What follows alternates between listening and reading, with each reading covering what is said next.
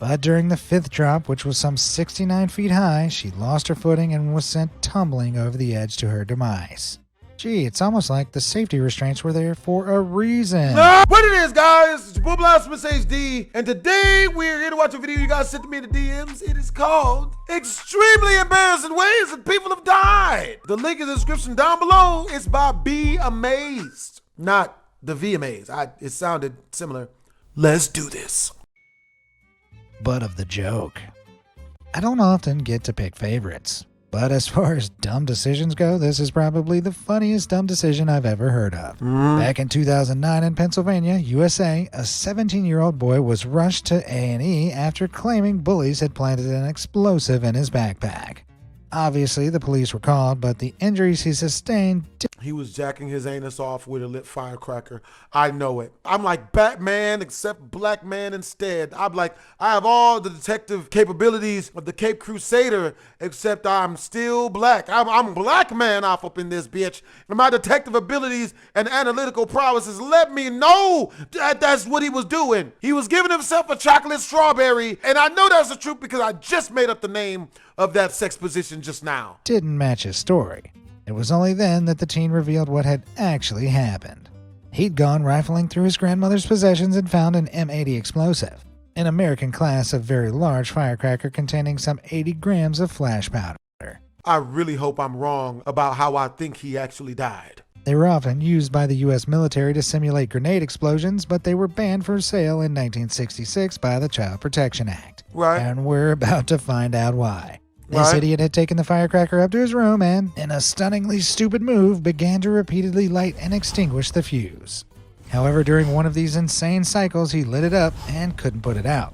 Instead of throwing the explosive out of a window or as far away as possible, he tried to shove it up his anus, hoping his insides would douse out the flame. 3 guys died like that back in the day on an episode of Rescue 911 that I made up in my head. It's the truth, though. He instead jammed the thing between his thighs and put his hands over what? it. Big mistake. No! The resulting blast cost him his right hand, right leg, and most of his junk. Meaning while he survived, he lost the ability to reproduce and thus removed any future DNA of his from the gene pool. Try to massage the inside of his anus with a lit firecracker. Whew, that was close. I think I just saw Darwin give this story a thumbs up from his grave. Up in flames. There are some jobs that are obviously a little more dangerous than others. And back in 1819, no one had a riskier or more fantastical job than Sophie Blanchard. Also known as Madame Blanchard, she was a French aeronaut and was the first woman to work as a professional balloonist. So you pussy bitch! She would ascend in a chair attached to hydrogen balloons to entertain huge crowds of people below her. Well, this was a time before the internet. I guess the French had very limited entertainment options. Right. Sophie would regularly perform in the Tivoli Gardens, sometimes using pyrotechnics called blue light or bingle fire to really spice up her high-flying act. The only problem is that hydrogen is incredibly flammable, and people knew this, regularly warning Sophie about the danger of using pyrotechnics in her shows. But Sophie would not be deterred.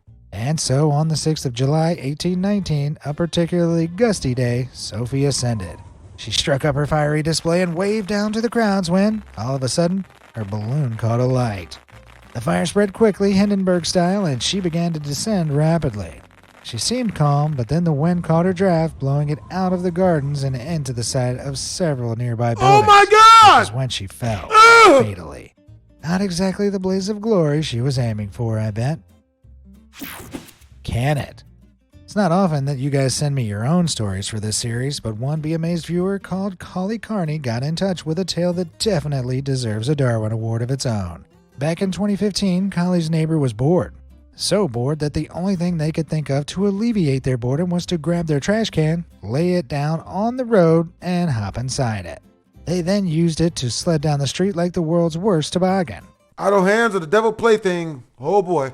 However, unlike a toboggan track, a road has cars, which Collie's neighbor quickly discovered.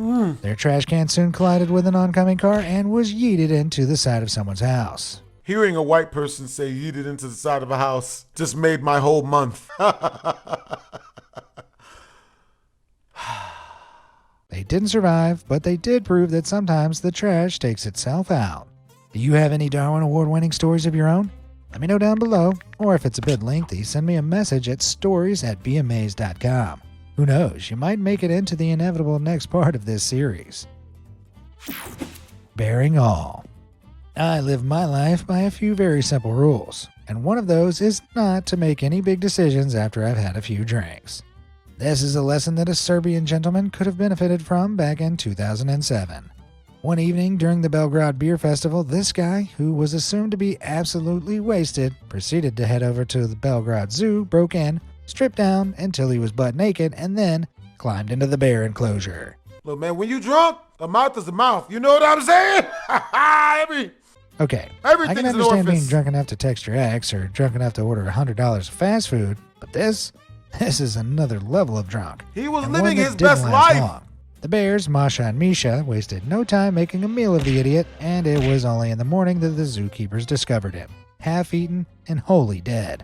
They figured that he must have been under the influence because, in their words, only an idiot would walk into the bear enclosure. Well, stuff can be two things. What's to say this guy wasn't drunk and an idiot? Death by snoo. I'm not gonna lie, I'm going for it. Good boy. Back in 2002, on the 29th of July, a TV channel in Ukraine reported on a story from the suburbs of Luhansk that nobody watching could believe. Late that evening, a deputy of the local administration board had been out walking his dog when he encountered a young police cadet. The cadet was escorting two women home in the dark and noticed the dog wasn't on a lead or wearing a muzzle. So doing his duty, the cadet informed the deputy that what he was doing was illegal. The deputy, having been upstaged so publicly, began to argue with the cadet. Things were getting tense, but the situation really escalated when the deputy suddenly revealed he had an RGD-5 grenade, pulled the pin, and hurled it at the cadet. What? Very rational response there.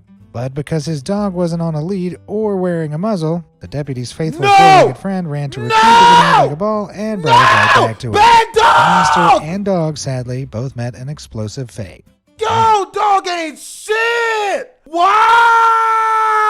What about the man's best friend, motherfucker? I put food in your bowl, bitch. How you gonna do me, nigga? Can't even trust a dog. What type of shit? That's rough. Wow! Headshot. There aren't enough considerate car thieves in this world, if you ask me. That's rough. Unlike our next Darwin Award winner. Rather than just stealing cars and abandoning them when they were reported stolen, one car thief in Pittsburgh would also set fire to them, reasoning that this helped the owners claim insurance. But this horrendous habit would eventually become his own downfall. Back in 1998, our arsonist and a few friends decided to steal an old van that wasn't in the best of shape. Soon after, it was reported stolen to the police, so as usual, he planned to set the vehicle ablaze by lighting a fire in the passenger seat. However, he didn't know that the door handle on the driver's side of the cab was broken, so when he tried to get out, he quickly discovered he was trapped. His friends tried to get him out, but the door was locked and the fire quickly burned out of control. Police found him the next day. Apparently, he was charred to a crisp. Idiot confinement. We all know at least one person who just cannot live without attention. Aside from being impossible to satisfy, they often don't know when to stop, much like this next award winner. Back in 2015, a Croatian criminal who I just got done dealing with some people who didn't know when to stop, and that's not even nasty. who'd been jailed for repeatedly threatening his ex-girlfriend was put in the prison's solitary confinement section for bad behavior. Not a fan of his new padded pad, he decided to force the guards to pay attention to him by pulling out a lighter he'd smuggled in and setting fire to the cushion pads lining the walls, ceiling, and floors. He expected the guards to come back to get him out immediately, but 20 seconds later, no one was coming. 40 seconds later, he was still on his own, and the fire was growing. After a minute, he began to panic as the room was starting to fill with smoke and flames. All too late, he realized he'd set fire to a room that was completely flammable, and the guards simply wouldn't notice in time. Well, that's one way to serve a life sentence. Man versus tree. Back in 2004, police were called to the scene of an accident around the back of a house in Georgia, USA, that left them, in a word, stumped. A large tree had toppled on top of a truck, both of which were charred and smoldering. Inside the truck was a body burned beyond recognition, but the entire scene didn't make any sense.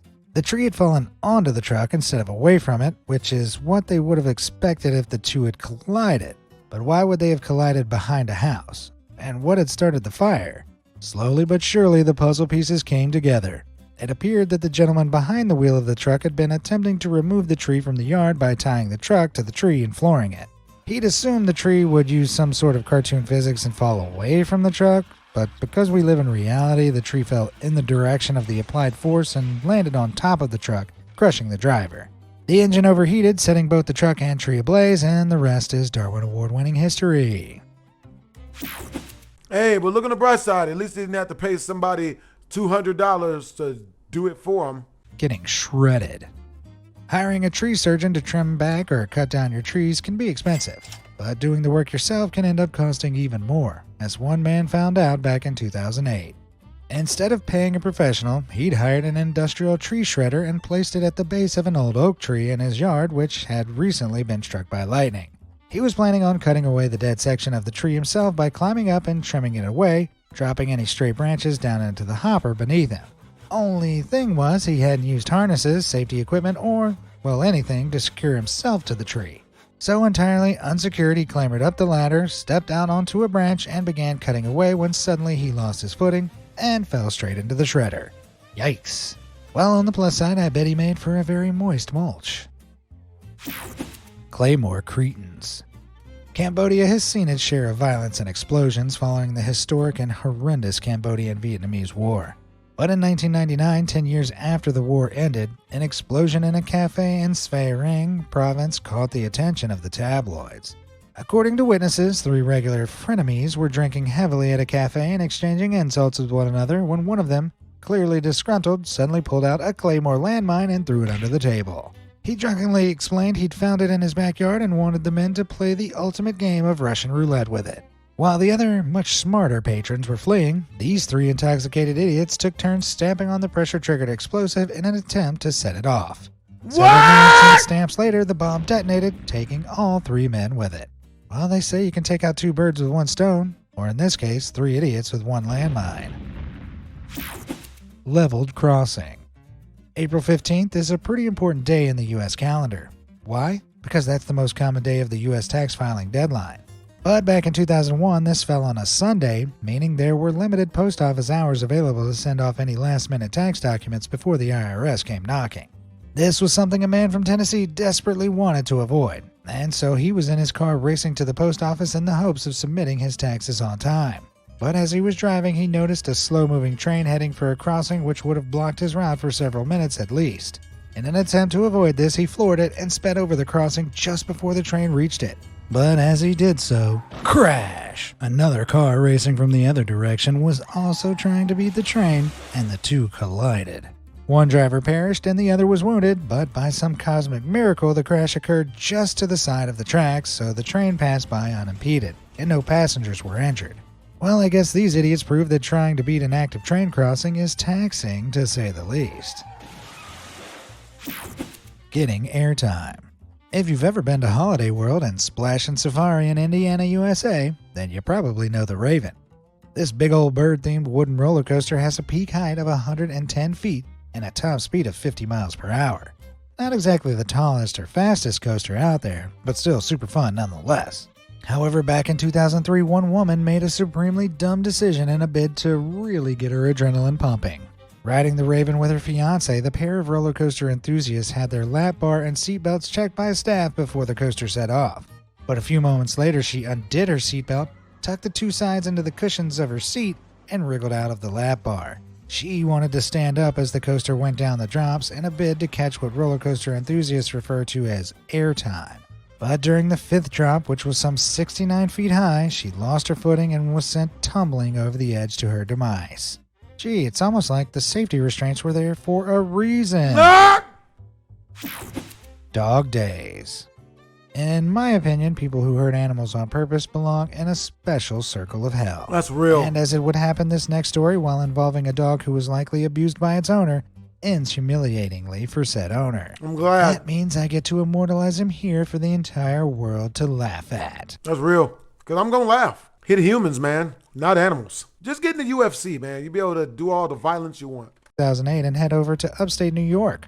Here, a 50-year-old man was bird hunting alongside a few of his buddies with his faithful canine companion at his side. Suddenly, the dog found a deer leg bone and began chewing on it. The owner tried to take it away, but the dog refused to give up its bone. Frustrated, the hunter began to wield his shotgun like a club, swinging the butt of it at the dog. Each time he did, the dog dodged. That was until this idiot slammed the butt of the shotgun into the ground. The shock triggered the gun to fire, with the muzzle pointed directly at his stomach. The huntsman was airlifted to the hospital, but didn't make it, though he did live just long enough to confirm this account to the police. Well, what can I say? At least the dog got to keep its bone. Midnight Mess. North Carolina is an American state that allows a lot of different types of gun ownership. And while most people are careful with the way they use, handle, and store their guns, that can't be said for everyone. Back in December 1992, during the very early hours, a man in the town of Newton was woken by the sound of the landline telephone ringing next to his bed. Sleepily, in the darkness, he grabbed the phone and put it to his ear. Only it wasn't the phone he grabbed, but the handgun he'd left on his bedside table. For some reason, this incredibly sloppy gun owner had left his handgun there with the safety off, and when he brought it up to his ear, accidentally pushing the trigger down in the process, boom. So for any gun owners watching, don't leave your firearms lying around with the safety off, unless you too want your gun to double up as the world's worst alarm clock. Honorable mention, French hiss. Now, it wouldn't be a Darwin Award video without at least one insane story heralding from the state of Florida. We've covered plenty of crazy stories from this state before, but this next one might just be the weirdest yet. Back in 2017, a man from Putnam County discovered a rattlesnake on his property. So he did the responsible thing and put it in a tank with the intent to release it somewhere far away the following day. Surprisingly responsible for a Florida man story, right?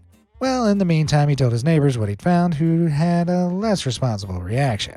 They immediately decided to play with the wild snake, before one of them said he was going to kiss it on the mouth. I'm not sure what he thought was going to happen, but as he puckered up for a big open-mouthed snaky smooch, the rattlesnake did what you'd expect it to. It bit him. On the tongue. Now, rattlesnake venom is nasty, and in the right doses it can cause numbness, swelling, nausea, difficulty breathing, and even death. And so, as this guy's tongue and throat started to swell up, he was rushed to the hospital and put in a protective coma state for a few days. Miraculously, he survived, so sadly no Darwin Award today. But with any luck, this taught our resident idiot a thing or two about not forcing himself on deadly animals. Consent is key, my dude. Unconsensual sex with animals is a lot riskier than you would think. A lot harder, too. It's way easier to just act like you like the same stuff that a girl likes and then invite her back to your house for wine and feet nudes. 60% of the time, it works every time. Life. Helium can be hilarious. Because the gas is 6 times less dense than air, sound waves travel through it much quicker. So if you inhale it, your voice sounds much higher.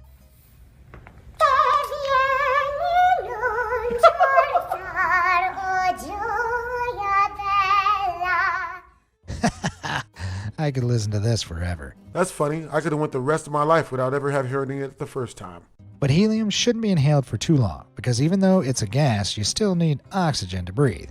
Which is a very basic science lesson that these two next award winners apparently missed out on. Show me somebody taking in the air from a balloon and it sounded like T-Pain. I'd want to see that. I don't do opera music. Back in 2006 in Tampa Bay, Florida, two 21-year-olds spotted a huge promotional balloon 8 foot in diameter used to advertise condominiums for Lakeview at Calusa Trace. It was late and quiet, and so they decided to pull the huge balloon down and get inside it for maximum high-voiced humor. They cut it open and shoved their top halves inside as the balloon gradually deflated, enjoying the squeaky high notes. But it didn't last long. You see, when our lungs are filled with helium, it means we're not filling them with oxygen, which our organs rely on. Depending on how much helium is inhaled, a person can lose consciousness quickly and die from lack of oxygen, also known as asphyxiation, which is exactly what happened.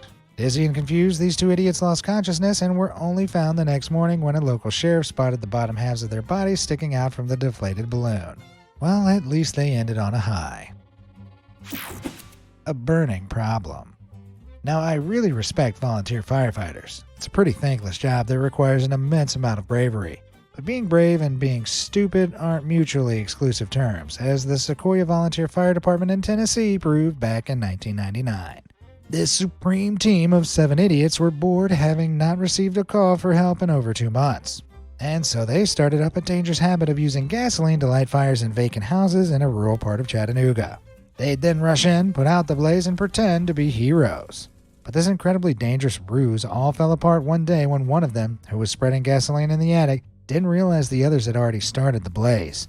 The fire spread so quickly it trapped the wannabe hero in the attic, where he met his demise. When the real firefighters and police were called in, they realized all too quickly what had been happening. The 6 accomplices faced a combined total of 60 years in prison. Man, I don't think there's enough water on Earth to cool that burn. Love in the cockpit. Let's fly back in time to 1991 Florida, where 2 pilots of a small Piper Seneca aircraft decided to undertake a simulated instrument flight. This is where a literal hood is placed over the eyes of the pilot, and they fly using only the instrument on the dashboard. It's a fairly standard practice. However, on this day, witnesses noticed that while in the air, the aircraft's right wing suddenly failed before it dived down and crashed. Oh! Neither pilot survived. People began to wonder what could have caused such a tragic accident. Had both pilots been wearing a hood? Was the plane defective? Was it on purpose? Well, on closer inspection of the crash, a few things became clear. The front right seat was in a fully reclined position, neither pilot was wearing their seatbelt, and both were only... Yep, one of them was getting street mouth. The other one was on the receiving end. And then right as they reached that special moment, he realized that I am incapacitated for either 7 seconds or the entire time that this is going down. And at some point, he was just like, look, if I move, I don't think I'm going to bust this nut the same way. I'm just going, Jesus, take the wheel. And now it's over. Partially clothed. Further examination revealed no rips or tears to any zippers or buttons, so it appeared that the pilots had removed their clothes themselves, used the fully reclined seat as a bed, and, tried to join the Mile High Club, if you get my drift. But with no one, flying the plane, it began to move erratically, leading to the wing failure and eventual crash. Guess you could say they were victims of the ultimate high. Gunning for a fight. Okay, I want you to imagine you were planning a robbery. I imagine there'd be a few essential things you'd try and take into account before picking a target, right? Things like what valuables will they have? Will there be many people around, or will they be well armed? Alternatively, you can contemplate none of these things and just wing it, like our next Darwin Award winner did. Back in 1990, our would-be criminal made the big brain decision to target a gun store located near Seattle, Washington. Did he do this early in the morning or late at night when it'd be a little quieter? No, he went for 4:40 in the afternoon when the store was super crowded. He waltzed in, fired a few wild shots into the air, and announced to everyone in no uncertain terms that he was robbing the joint. Now, being a gun store, this place attracted a certain type of patron. The type that really likes guns. And it was only after he'd fired off his shots that he noticed a uniformed policeman having coffee with the store owner. Yep, our criminal had also managed to miss the police car parked outside the store. All of a sudden, several people being held up pulled out their own firearms and let loose on the robber, including the policeman. After taking a barrage of bullets, he was put down, and amazingly, no one else in the store was injured. Considering just how dumb this guy was, I'm amazed he was holding the gun the right way around. I love this series so much. Nothing better than seeing the foolish die by ways of their own foolishness. Thank you for sending me this in the DMs of the brand new Discord. Make sure to stay tuned to BlastphamousHD Twisms.